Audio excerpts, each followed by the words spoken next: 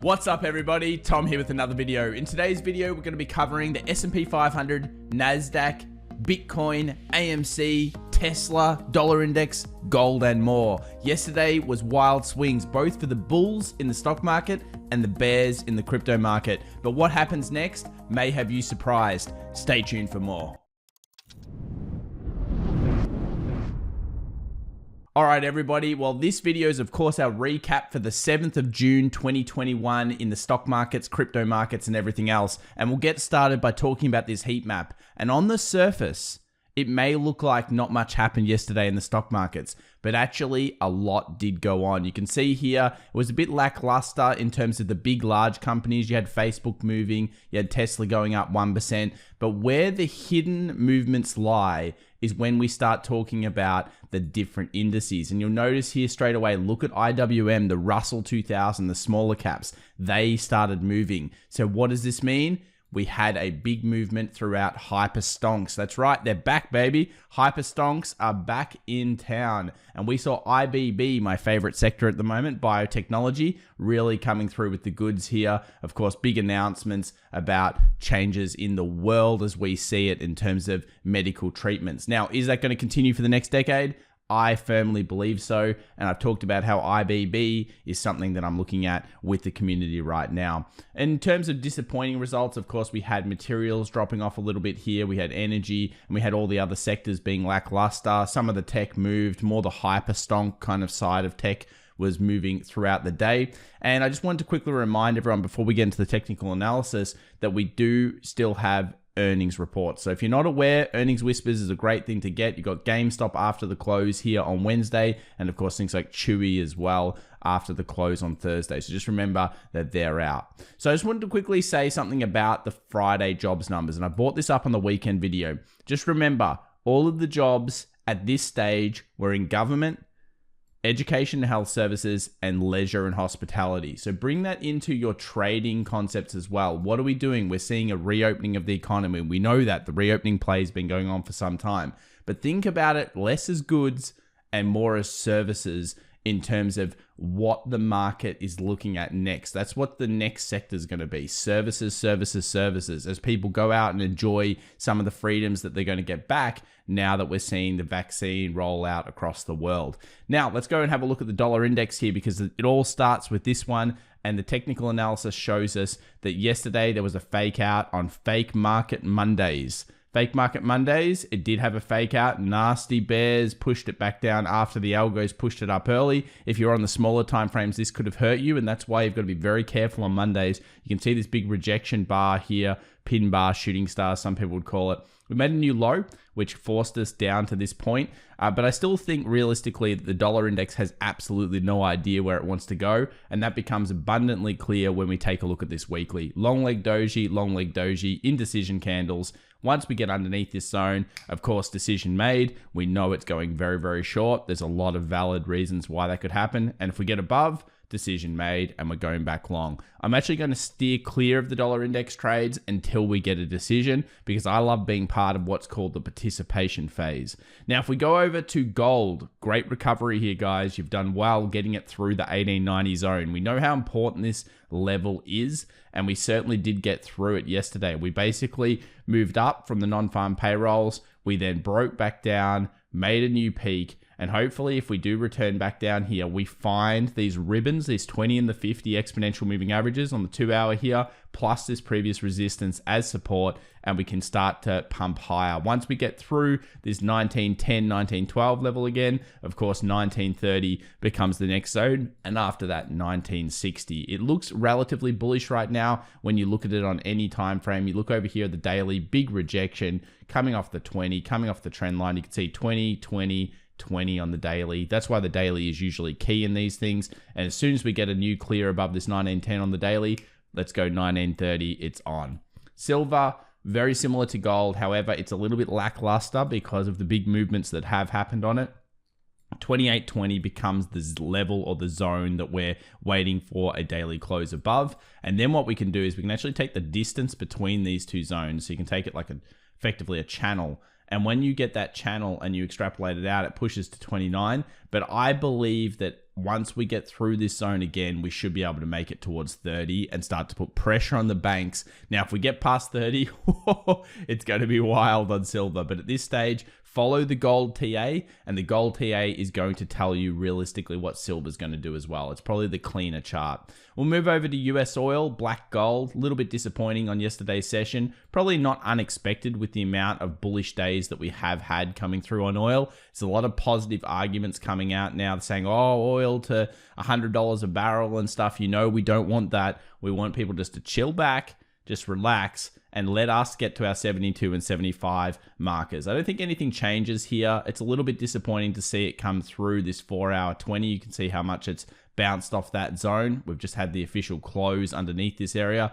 And I think this could mean some little bit of consolidation for maybe a couple of days or a couple of hours here. Watch the charts carefully. If you're trading this and you see this type of thing, it's not ideal because we've had a trend line that's gone through all of these lows before. You can see, not that this is straight, but you can see how that trend line was there. A closure below that kind of doesn't make me feel great about it in terms of the short term, not the medium long term. And then we move through, hopefully, once we get a new high, of course, then we can start to pressure into 72. So as a trader perspective, I'd like to see a new high. For people that are in it, I don't think there's that much to be concerned about, but there could be a little bit of a pullback in order here as it goes and meets maybe like the daily 20 exponential moving average here, has a nice healthy pullback with hopefully another gain after that. Let's go over to the stock markets and start talking about stocks. And of course, the first one is going to be AMC. And I think our live stream, we got this completely correct. The apes were back early, and they were back because they closed very clearly. They closed through the Friday session. This is exactly the same thing that we saw the weeks before. Lower peak, lower peak, lower peak, lower peak on the 5-minute here, coming through the Friday session. Then last time it happened, what happened? The Monday session was positive. Of course, the Monday session ended up being positive. We got a double peak here, just underneath 60, failed to break above that one, and then ended up around that $55-ish. Is this a pretty good day? I think it's a stabilization session. Of course, any breakout now past this 59 level should probably seek the 69 zone, so that will be good. This is only a 5-minute chart because it's all we can be in. And of course, any falling here, hopefully 48 is met by buyers. And then of course, you've got your next level, which is around that 38. So there's some key zones starting to appear on AMC. It's starting to get like a technical areas for it, but still very little information. So we're down on the small time frames. Good luck to all short squeezes. Obviously still a very gambling kind of thing, and expect incredible volatility. Tesla fans, good news, 600 broken. Support found. 560 not being closed below. That's all the types of things you want to see and you want to hear about. We've got a trough here, we've got a peak, we've got a higher trough, and we've got a higher peak plus the 600. That bodes well for tomorrow's session, the Tuesday market open session this week, so the 8th of June. Hopefully we can continue on now to move towards 633 and our eventual goal of 666, where the devil is. So that's the level of previous support through Tesla. It should act as resistance, and it will also meet in with our longer term trend line that comes off the peak. So this is a very important zone that's coming up for Tesla. Let's hope it can get there, and then we'll see the battle between the bulls and the bears. Yesterday, positive signs getting through all these moving averages. And the great thing about getting through all these is now if the market pulls back, they become dynamic support. So that's the exact type of thing that we want to see in this market. Exciting stuff there for the Tesla. Now, we haven't covered this market in a while, but IWM is hot right now. People are, of course, buying this one. This is the Russell 2000. Let's take a look at it. Multiple rejections. When we last covered it, we talked about how all these rejections were coming through on the weekly, and we were talking about how there's clearly buyer demand at around this 211 level. Now, since then, it's kind of been in the middle of the zone. So there's not much you can do. If you're in there, then you're waiting for it to get up to the top. But we're seeing some starting of breakouts. This is the weekly. So you can see how important this zone here around this 230 is. Let's scroll down onto the daily. Look at this. Big closure out. Now, it faked out once before, but now it is out of this area. And this kind of gives you the ability to take the range, extrapolate that range out, and set expectations. And this would take you close to the 250 here for IWM Russell. I think this is a very big breakout. And when we couple it with our other indices, you're going to start to see that the Russell 2000, specifically smaller stocks, are back in control of the market. At least they're being purchased up. They're the ones that got smashed 50, 60, 70%. Some of them are starting to find bullish pressure. And we saw that yesterday, so many breaks coming through. Let's have a look at the US 100. Wow, great closure. We talked about it on the weekend, non-farm payrolls. Slightly bad news is good news. Why? Stimulus is here to stay for a longer period of time. The stock market loves that kind of stuff, just like it did back in 14, 15, 16. That's pretty much what it is. Remember, it's slightly bad news is good, great news is bad, and really bad news is bad. That's the way we're seeing the stock market right now and generally in the markets. You can see the closure that happened. This was a significant breakout. The reason why was, of course, it got above the previous resistance. That's a buy signal as anyone really sees it. Yesterday was a nice green day here. And then the futures at the time of this recording were at 13,852. Let's hope we can go towards our 14,000 and possibly even crack a new high. This seems like it's inevitable that the price action wants to get there. How many days does it take? We don't know yet. However, it does look like it's bulling into that level. 14,000, here we come. Let's hope for the NASDAQ. Same thing on the QQQ. When you take a look at this chart, it looks even better. You had a gap down, so you can see here the gap down, indecision candle, gap up, closure high. That's the type of thing that you really want to see for bullish markets. You can see the closure right on the peak, which means the bulls were there all the way through the day. And then now, hopefully, we move to the 342 on the QQQ. Let's move over to the S&P 500. Have a quick look at this one. Another very solid chart. 4180 continued to hold through all of the sessions. That was the key zone. And look at this. Look at this level. 42. What is this high? 42.37-ish on the S&P 500. Once we break out through that, we can go back to our community trend line. We can start to angle for this to kind of be hit. This will really cause like a 43.55, so there could be a little bit of extra percentage in here for sure, and that will then hit the trend line. So depending on how slowly the S&P 500 meanders up, if it can break this high, where do we go? We should be going towards the community trend line and starting to put some resistance pressure on the markets. It could go slow enough to hit 4,400. We'll just continue to follow it and be market adaptive as we always are on this channel.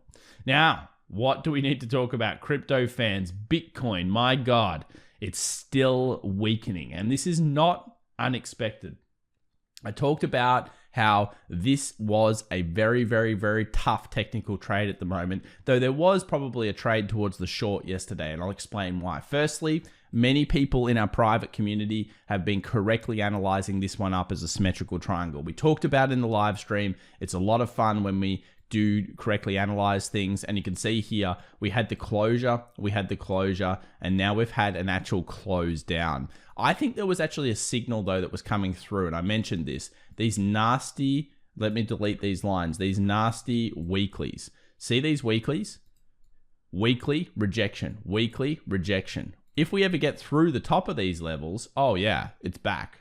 You know, once we get through the highs up here, Bitcoin's back. But at this point, these rejections make me think a little bit scared of the market. And it really comes down to this idea that we haven't seen a second low to shake people out after that initial one.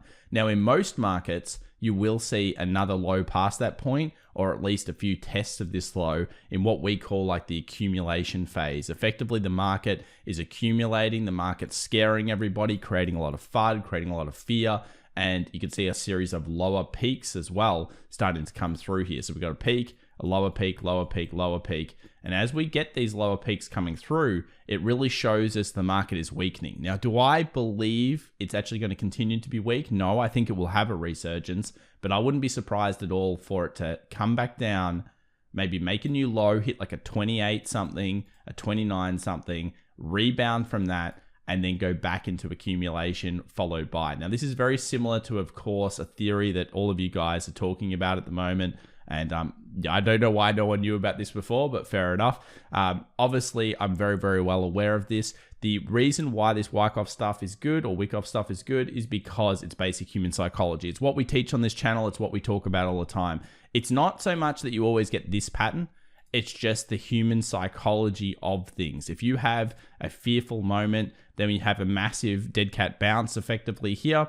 Then we have a big pullback followed by another big bounce. That gets a lot of people buying the dip, okay? We always hear buy the dip, buy the dip, buy the dip. Then what you do is you create a massive amount of fear. You punch underneath the last low, And effectively, what's that doing? It's basically scaring everybody into either getting hit stop losses, which they put under this level. Oh, it can't go lower than that point. It hits their stop losses on margin. Then they reverse it. And you don't always see this type of thing here. But what you may see then is a consolidation above or below the last high. So above or below, in this case for Bitcoin, 42K. So this is going to be a very interesting thing to play out. We'll continue to follow on this channel. Make sure you subscribe. Make sure you like the video if you enjoyed it. And I'm really excited for what's happening in the stock market. Unfortunately, crypto fans, you might be in for a little bit more weakness here.